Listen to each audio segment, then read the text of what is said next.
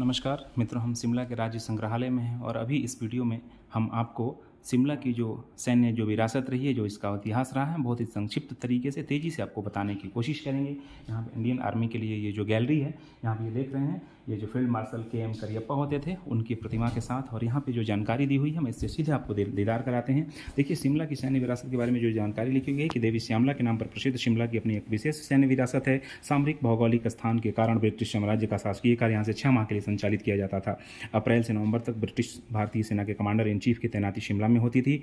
भारतीय ब्रिटिश सेना का 200 वर्ष का पुराना इतिहास आज भी पुरानी इमारतों में विराजमान है, जिसको हम आप ऐसे वो दिखाएंगे। देखिए, एंग्लो नेपाली युद्ध जो 1816 में हुआ था, 1800 के आरंभ में गोरखों ने गंगा मैदानों से हिमाचल प्रदेश में घुसपैठ की शुरुआत की थी और शिमला की रियासतों पर हमला किया था। उस समय ईस्ट इंडिया कंपनी से स्थानीय रियासतों ने मदद मांगी थी और उसके बाद शिमला को ये छावनियों में तब्दील किया था। जो प्रारंभिक निर्माण हुआ था, ये 1819 में सहायक राजनैतिक प्रतिनिधिकार लेफ्टिनेंट रॉस ने शिमला में सुंदर कुटीर का पहला निर्माण किया था 1819 में। और 1822 में ये देखिए, जो मेजर चार्ल्स प्रैट कैनेडी हैं, उनके अस्थायी आवास के तौर पर पहला आवास यहाँ पे बना था 1822 में। यानी शिमला का महज 200 सालों का इतिहास अब तक रहा है। कमांडर इन चीफ का मुख्यालय 1839 में यहाँ पर बनाया गया था। 1828 में लॉर्ड कॉम्बरमेयर प्रथम कमांडर इन चीफ के रूप में शिमला आए थे और उन्होंने अपना मुख्यालय कैनेडी हाउस में स्थापित किया था। ये देखिए, ग्रीष्म राजधानी होती थी अंग्रेजों के टाइम में। 1857 के प्रथम स्वतंत्रता युद्ध के उपरांत घायल और बीमार ब्रिटिश सैन्य दलों के लिए शिमला विश्राम गृह बना था। 1850 में लॉर्ड डलहौजी ने हिंदुस्तान तिब्बत सड़क का निर्माण किया था, जिसे शिमला में कार्ट रोड के नाम से जाना जाता है। 1863 में भारतीय वायसराय जॉन लॉरेंस ने ब्रिटिश राज की राजधानी को कलकत्ता से शिमला में बदलने का निर्णय लिया। सामरिक केंद्र होने के कारण 1864 में शिमला को ग्रीष्मकालीन राजधानी घोषित किया गया। यह निर्णय ब्रिटिश साम्राज्य के भारत और उत्तर पश्चिमी विस्तार के लिए लाभदायक था। ब्रिटिश शासन अपनी राजधानी साल में 2 बार 1000 मील दूर शिमला व कोलकाता में ले जाते थे। ये ब्रिटिश भारतीय सेना का मुख्यालय भी शिमला में है, 1885 में, जो कि स्थापित किया गया था यहाँ पे।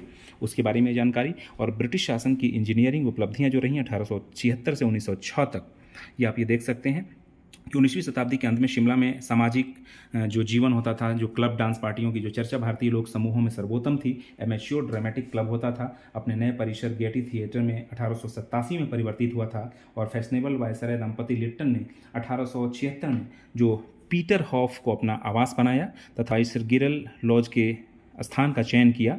और बाद में फिर वो राष्ट्रपति निवास भारतीय उच्च अध्ययन संस्थान के नाम से भी प्रसिद्ध है। ये कई सारी चीज़ें हैं। जो शिमला कन्वेंशन हुआ था 1913-14 में, सर फ्रांसिस यंग हस्बैंड ने ब्रिटिश सेना का नेतृत्व कर 1904 में ग्रेट ग्रैम के अंतर्गत तिब्बत के साथ समझौता किया था, वो भी शिमला में ही हुआ था। प्रथम और द्वितीय विश्व युद्ध के लिए जो संघर्ष हुआ था, यूनाइटेड किंगडम द्वारा लड़े गए युद्धों में रणनीतिकार भूमिका जो अदा की थी, उस समय भारतीय ब्रिटिश सेना का संचालन मॉल रोड के शिमला स्थित मुख्यालय भवन से होता था, जो अब इंडियन आर्मी ट्रेनिंग कमान का मुख्यालय बन गया है। मित्रों, जो शिमला समझौता हुआ था 1945 में, वो भी बहुत ही खास स्थान रखता है, ये देखिए। और जो भारत का जो बंटवारा भी हुआ था, वो भी शिमला में हुआ था। जो पश्चिमी कमान की जो बात है, भारत व पाकिस्तान का बंटवारा एक महत्वपूर्ण घटना थी, जिसके तत्पश्चात पश्चिमी कमान की उत्पत्ति हुई थी। 1947 में पश्चिमी और पूर्वी पंजाब की सुरक्षा के लिए पंजाब बाउंड्री फोर्स बनाई गई थी, जिसमें भारतीय और पाकिस्तानी सैन्य इकाइयाँ थी। इस फोर्स को 15 सितंबर 1947 में बर्खास्त कर दिया गया,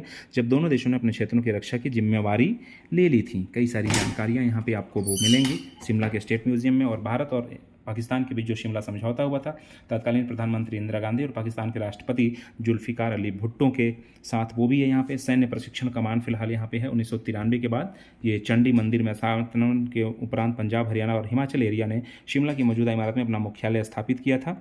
31 मार्च 1993 में आर्ट्रैक मुख्यालय की स्थायी स्थापना शिमला में की गई थी।